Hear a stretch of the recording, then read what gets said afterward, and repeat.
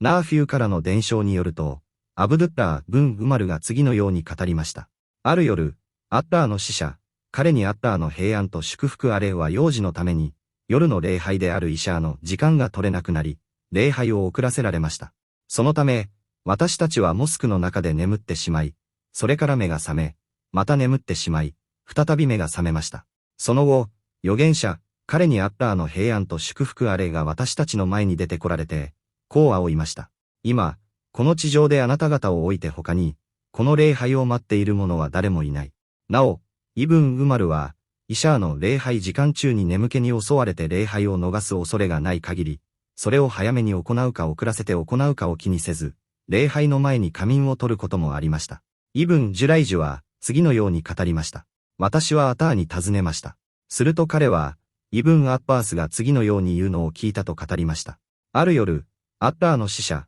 彼にアッターの平安と祝福あれは、人々が眠っては目が覚め、また眠っては目が覚めるほど、イシャーの礼拝を遅い時間まで遅らせられました。すると、ウマル・ブン・アルハッターブが立ち上がり、使者よ、礼拝の時間でございますと言いました。アターは言いました。イブン・アッバースはこう続けました。すると、アッターの使者、彼にアッターの平安と祝福あれが出てこられました。私はまるで、その時の主のお姿を今この目で見ているかのようです。主の頭からは、グスルの水滴が滴り落ちており、頭の上に手を置いておられました。そして、主はこう仰いました。もし我が共同体に負担をかけることでなかったならば、私は彼らに、この、遅い時間帯にこのように礼拝を行うよう命じたであろう。そこで私、イブン・ジュライジュは、預言者、彼にアッターの平安と祝福あれがどのように頭に手を置いておられたのか、イブン・アッバースが彼に告げた通りの所作をアターに確認しました。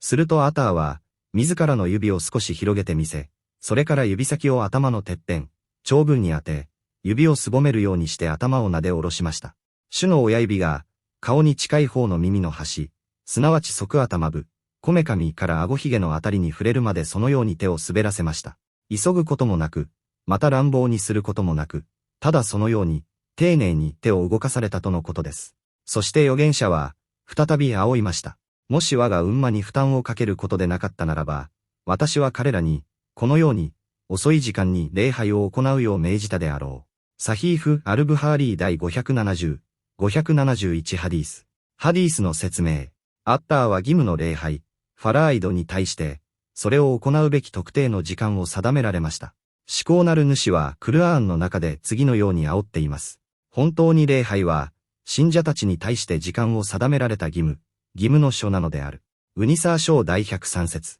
そして、アッターの僕たちに対する慈悲の表れとして、人々の事情や状況を考慮し、礼拝を行うことができる時間幅、猶予を広く持たせられました。しかし、礼拝の中には、特定の時間帯に行うことが他よりも優れているものがあり、それが、イシャー、夜の礼拝の時間です。このハディースにおいて、アブドゥッラー・ブン・ウマル、アッターが彼ら両者を喜ばれますようには、ある夜、預言者、彼にアッターの平安と祝福あれが幼児のためにイシャーの礼拝の時間を取れなくなり、礼拝を遅らせられたことを伝えています。その遅れは、コンパニオンたちがモスクの中で眠ってしまうほどでした。彼らは完全に深い眠りに落ちていたわけではなく、座った状態で腰を落ち着かせたり、あるいは横になったりしながら、時間や場所、周囲の状況をうっすらと感じ取れる程度の浅い眠り、うたた寝や居眠りの中にいました。彼らが眠っては目が覚め、また眠っては目が覚めるのを繰り返したという事実は、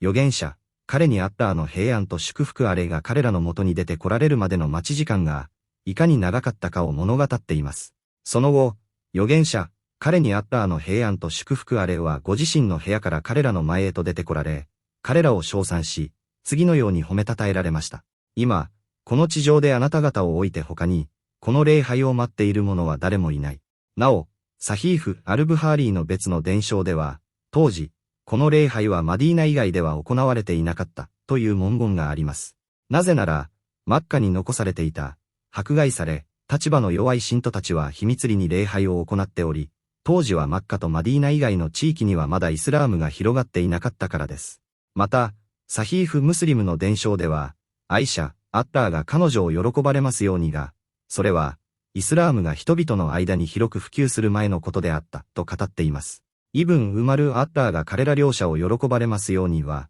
礼拝時間中に眠気に襲われて礼拝を逃す恐れがない限り、イシャーの礼拝を早めに行うか、あるいは遅らせて行うかを気にせず、イシャーの礼拝の前に仮眠を取ることもありました。このハディスから学べることとして、眠気に耐えきれない人や、どうしても外せない必要な用事がある人にとっては、イシャーの礼拝の前に眠ることは法的に許容、マシュルーイキャされます。また、イシャーの礼拝を遅らせて行うことの合法性と、その高潔さも示されています。次に、タビーン・コンパニオンの弟子世代であるアター・ブン・アブー・ラバーハが、イブン・アッバース、アッターが彼ら両者を喜ばれますようにからの伝承を報告しています。それによると、アッターの使者、彼にアッターの平安と祝福あれは、イシャーの礼拝を最初の時間帯から、夜の約3分の1が過ぎるほどの深い闇の時間まで遅らせられました。モスクにいた人々が眠っては目が覚め、また眠っては目が覚めるのを繰り返すほど遅くなったため、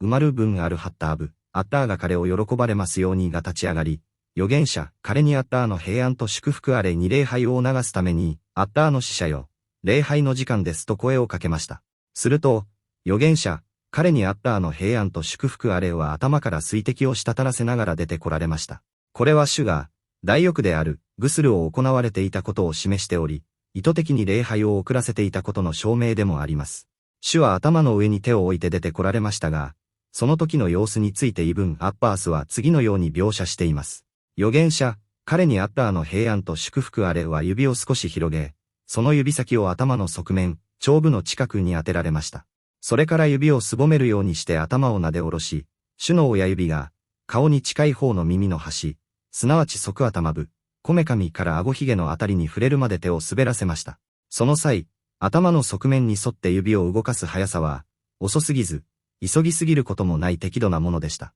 そして預言者、彼にアッターの平安と祝福あれは仰いました。もし我が共同体に負担をかけることでなかったならば、私は彼らに、この、遅い時間帯に礼拝を行うよう命じたであろう。これは、その時間帯に礼拝を行うことの大きな徳を意味しています。したがって、自分自身による遅くまで待つ体力があり、睡魔に襲われる心配がなく、さらに一緒に礼拝を行う他の信徒、マームームたちに負担や迷惑をかけない状況であるならば、イシャーの礼拝は遅らせて行う方がより優れている、アフザルと言えます。このハディースから、導き出される法記述、要点。イシャーの礼拝の前に、睡魔に襲われた人や正当な理由がある人が仮眠を取ることの許容。イシャーの礼拝を遅らせて行うことの合法性と、それがもたらす大きな精神的報酬、徳。指導者が信徒の状況、負担を考慮する優しさの大切さ。このハディースの利点の一つは、周囲の場所や時間を認識している浅い眠りは、